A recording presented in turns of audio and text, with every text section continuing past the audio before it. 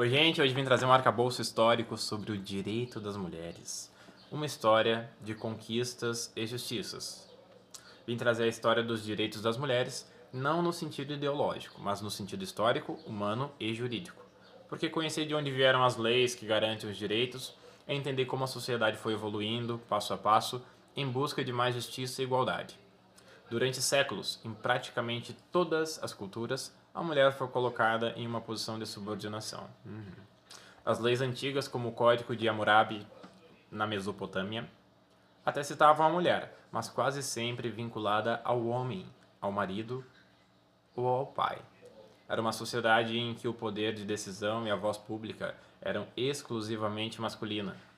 Mesmo no Império Romano, onde algumas mulheres tinham um certo prestígio, os direitos legais ainda eram extremamente limitados. Mas o mundo começou a mudar de forma mais clara a partir do século XVIII. É quando surgem as primeiras grandes vozes que questionam a desigualdade.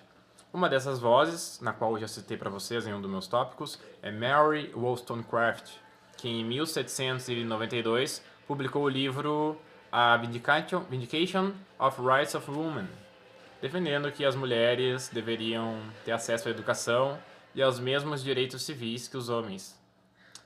Esse foi um dos primeiros marcos escritos da luta por direitos femininos. Avançando um pouco no século XIX, esse movimento ganha corpo.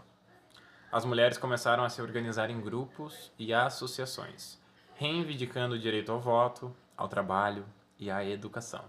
Um marco histórico foi a Convenção de Seneca Falls, em 1848, nos Estados Unidos, a primeira convenção de direito das mulheres do mundo.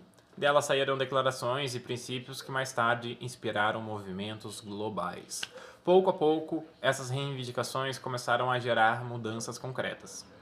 Em 1893, a Nova Zelândia se tornou o primeiro país do mundo a reconhecer o direito de voto das mulheres. Depois vieram a Finlândia em 1906, o Reino Unido em 1918, Estados Unidos, o voto feminino foi garantido em 1920, segundo a emenda 19ª da Constituição.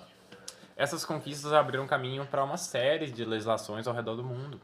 O século XX foi um marco definitivo. Mulheres passaram a conquistar direitos civis, políticos, trabalhistas e sociais.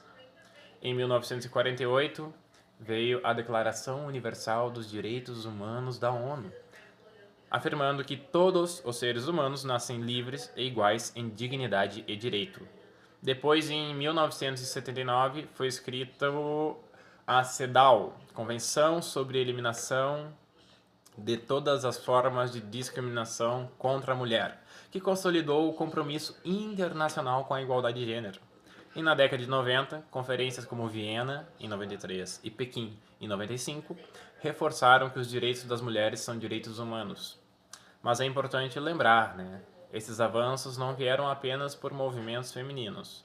Vieram também de homens justos e conscientes que compreenderam que igualdade não ameaça ninguém, ela fortalece a sociedade. Direitos das mulheres, portanto, são antes de tudo direitos humanos. E é nesse ponto que a gente faz a transição para a segunda parte desse vídeo, que são as histórias e os direitos humanos aqui do Brasil da mulher. No Brasil, a trajetória ela foi um pouco mais lenta, mas firme.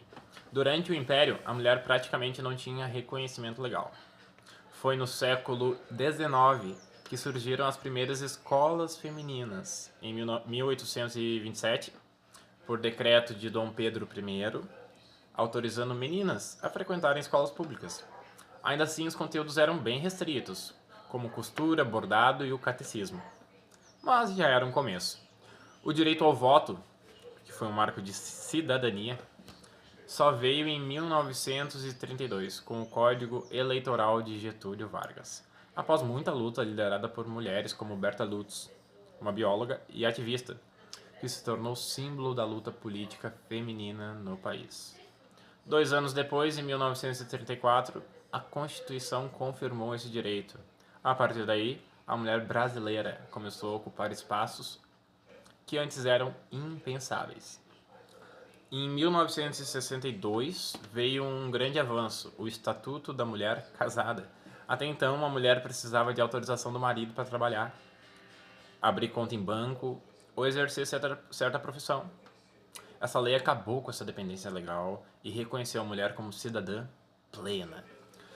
A Constituição de 88 foi outro divisor de águas. Ela declarou de forma bem explícita que homens e mulheres são iguais em direitos e obrigações nos termos, né, desta Constituição.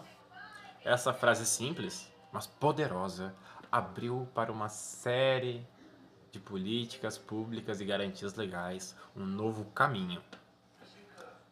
Por fim, nos anos 2000, o Brasil deu um passo histórico no combate à violência de gênero. Em 2006, foi sancionada a Lei Maria da Penha, criada em homenagem à biofarmacêutica Maria da Penha Maia Fernandes, que sofreu tentativa de feminicídio e lutou por conta dessa justiça durante décadas. A lei se tornou referência internacional e reconhecida pela ONU como uma das 3 legislações mais avançadas do mundo no combate à violência doméstica. Mais tarde, em 2015, foi sancionada a Lei do Feminicídio, que tipifica o homicídio de mulher por razões de gênero como crime hediondo, reforçando a proteção da vida feminina. Bom, essas são conquistas, né? Como educação, cidadania, proteção legal, a igualdade constitucional. São resultados da união entre mulheres e homens comprometidos com um país mais justo. E é fundamental reconhecer que, embora tenha muitas conquistas e uma caminhada muito bonita, ainda enfrentamos desigualdades, como salarial, baixa representação política, altos índices de violência doméstica. Mas olhar para trás mostra que somos um povo capaz de transformar leis, mentalidades e principalmente destinos. E é por isso que conhecer essa história ela é tão importante. Cada lei, cada avanço, cada mudança social foi construída com coragem e inteligência, sempre com persistência. O direito das mulheres, portanto, não é apenas um capítulo à parte, elas são parte da evolução da nossa humanidade. Galera, obrigado por ficarem até o final.